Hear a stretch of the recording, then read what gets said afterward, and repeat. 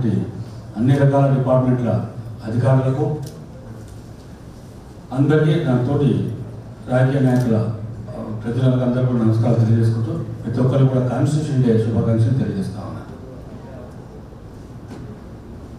భారతదేశం ఒక పుణ్యభూమి. దక్షిణాన హిమాలయాలు, సముద్రానికి ఉత్తరాన ఉన్నటువంటి భూమే ఆ పుణ్యభూమే భారతదేశం.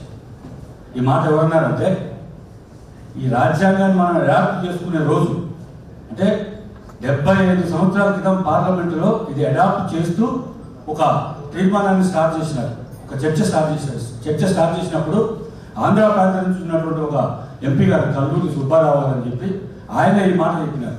ఇది పుణ్యభూమి, ఈ భూమికి ఎంతోమంది అసలు భాషి స్వాతంత్రం సంపాదించినారు. స్వాతంత్రం సంపాదించిన తర్వాత మన చేత మనమే పరిపాలింపబడుతుంది. అప్పటికే స్వాతంత్రం వచ్చేసింది. ఆ రోజు నుంచి ఏ విధంగా పరిపాలించుకోవాలి, ఏదో మనకు ఒక కాన్సెప్ట్ ఉండాలి. అదేంటంటే రాజ్యాంగం. ఈ రాజ్యాంగం మన వాళ్ళే రాసింది ఉండాలి. ప్రపంచంలో ఆల్రెడీ ఇంతకుముందు ఎన్ని దేశాలైతే రాజ్యాంగాలు రాసుకోరు వాళ్ళంతా వాళ్ళు పరిపాలించుకుంటున్నాయో అదేవిధంగా మన రాజ్యాంగం కూడా పటిష్టంగా ఉండాలి.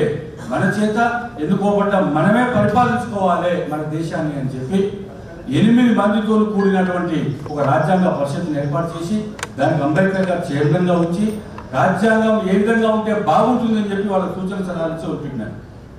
నిజంగా 2 సంవత్సరాలు కష్టపడి అత్యుత్తమైన రాజ్యాంగం కలెక్టర్ గారు చెప్పినట్టు భారతదేశంలోనే కాదు ప్రపంచ దేశాల్లో ఎక్కడ కూడా ఇటువంటి రాజ్యాంగం లేదు. ఇది భారతదేశ రాజ్యాంగం, మేటి రాజ్యాంగం. మనం దీన్ని పరిరక్షించుకోవాల్సిన అవసరం మన మీద ఉన్నది. రాజ్యాంగం లేనిది ఏ ఒక్క పౌరుడు కూడా భారతదేశంలో జీవించలేడు. ఒక మాట చెప్తా ఉన్నా, ఇంత ఫ్రీగా మేము మాట్లాడుతూ ఉన్నాం. అన్ని స్వేచ్ఛలు ఎక్కడి నుంచి వచ్చినాయి, మనకు ప్రాథమిక హక్కులు ఎక్కడి నుంచి వచ్చినాయి, రిజర్వేషన్లు ఎక్కడి నుంచి వచ్చినాయి. మనం ఈరోజు అట్టడుగు వర్గాలందరూ కూడా మనతో పాటు సమానంగా కూర్చొని అందరం కలిసి ఒకే విధంగా ఉంటున్నామంటే ఏ విధంగా వచ్చినాయి? ఐఏఎస్లు, ఐపీఎస్లు, ఈ సర్వీసులు అన్నీ కూడా ఆ రోజు అంబేద్కర్ గారు అందరం కూడా సమానంగా ఉండాలి అని చెప్పి రాజ్యాంగంలో పొందుపరిచి అది ఇంప్లిమెంట్ చేసే విధంగా చేసినాడు. కానీ లేకపోతే మనందరం కూడా వేరే విధంగా ఉండాలి. నిజంగా ఆ రాజ్యాంగాన్ని కరెక్ట్గా చెప్పండి, ఎవరైనా చదివినారా ఈరోజు దాకా? నేనైతే ఫ్రాంక్గా అవుతున్నాను, నేనైతే చదవాలి. ఎక్కడో ఒకటి నేను అవసరం వస్తే అమెండ్మెంట్లు చూడటం చేయటం ఇవన్నీ చేశాము. ఇందాక 106 అమెండ్మెంట్ల నుంచి మనం అనుకున్నాం. కానీ 122 అమెండ్మెంట్స్ ఉన్నాయి. 122ది ఈ జిఎస్టీకి సంబంధించింది. అదే ఫైనల్ అమెండ్మెంట్. మళ్ళీ ఇప్పటిదాకా అమెండ్మెంట్ కాలేదు భారతదేశ రాజ్యాంగం. అయితే ఈ రాజ్యాంగం గురించి మనం ఎంత చెప్పుకున్నా తక్కువే. నేను చాలా చిన్నవాడిని, స్వాతంత్రం వచ్చిన తర్వాత 1966 నా డేట్ ఆఫ్ బర్త్. కానీ స్వాతంత్రం రాక మునుపు ఎవరు ఎన్ని కష్టాలు పడ్డారో, రాజ్యాంగాన్ని స్వేచ్ఛగా అనుభవించాలి అని చెప్పి ఎట్లయితే వాళ్ళు కాంక్షించారో ఈరోజు మనం ఆ విధంగా స్వేచ్ఛగా రాజ్యాంగాన్ని అనుభవిస్తున్నామా? అధికారులు ఎవరి డ్యూటీ వాళ్ళు పూర్తిగా చేస్తూ ఉన్నారా?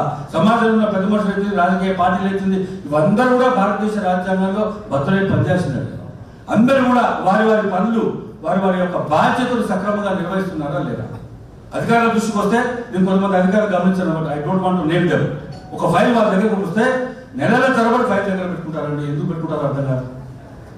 దాన్ని కిందికి రాసిపోవడమా, రిమార్క్స్ రాయడమా, రిజెక్ట్ చేయడమా, లేదు పాస్ చేసి ఆర్డర్ వేయడమా చేయరు. ఎందుకో ఏమిటో అర్థం కాదు. అంటే మీకు రాజ్యాంగం ఒక హక్కు ఇచ్చింది. ఒక ఫైల్ మీ దగ్గరకు వచ్చినప్పుడు సార్ చెప్పినారు, దాన్ని ఇమ్మీడియట్గా దాన్ని మనం డిస్పోజ్ చేయాల్సిన బాధ్యత మీ మీద ఉంటుంది. అది ఒక కాగితం కాదు, ఒక కుటుంబానికి సంబంధించింది చెప్పి సార్ చెప్పినాడు. ఇది నగ్న సత్యం. ఆ ఒక్క కుటుంబమే కాదండి, కుటుంబం మీద ఆధారపడి ఇంకా కొంతమంది జీవితాలు కూడా ఆమె ఆధారపడి ఉంటాయి. కొన్ని విషయాలు మీ దృష్టికి తీసుకొస్తా, కలెక్టర్ గారి దృష్టికి పర్సనల్గా తర్వాత అవన్నీ కూడా సాల్వ్ చేయాలని చెప్పి ఈ సందర్భంగా మేము మనం చేస్తా ఉన్నాం. అధికారులందరూ కూడా దయచేసి నా యొక్క సూచనగా భావించండి, నా యొక్క సలహాగా భావించండి, నా యొక్క వినమ్రపూర్వకంగా సలహా భావించండి. మీరు ఎవరు కూడా మీ దగ్గరకు వచ్చిన వాటిని దగ్గర పెట్టుకోకుండా ఏం చేస్తారో దాన్ని చేయండి, దోచిందే చేయండి. మేమేమో ఇన్ఫ్లుయెన్స్ చేస్తున్నాం కాదు. ఏమైనా ఉంటే మీ దృష్టికి తీసుకొచ్చి అయ్యా ఈ విధంగా ఉంది, ఈ విధంగా ఉందని చెప్పేవాళ్ళమే తప్ప దయచేసి మీరు అర్థంగా చేస్తే రాజ్యాంగం తప్పనిసరిగా అమలైనట్టే. ఎవరి బాధ్యతలు వాళ్ళు నెరవేరిస్తే రాజ్యాంగం మనందరూ కూడా రక్షించినట్టే, పరిరక్షించినట్టే, దాన్ని మనం గౌరవించినట్టే అని చెప్పి ఈ సందర్భంగా తెలియజేస్తూ మరి ఇటువంటి సమావేశాలు పెట్టి మనందరినీ పిలిచి ఈ యొక్క 2 మాటలు మాట్లాడే అవకాశం మాకు ఇచ్చినందుకు, విన్నందుకు మీకు కలెక్టర్ గారికి ధన్యవాదాలు తెలియజేస్తూ ముగిస్తాను. Thank you.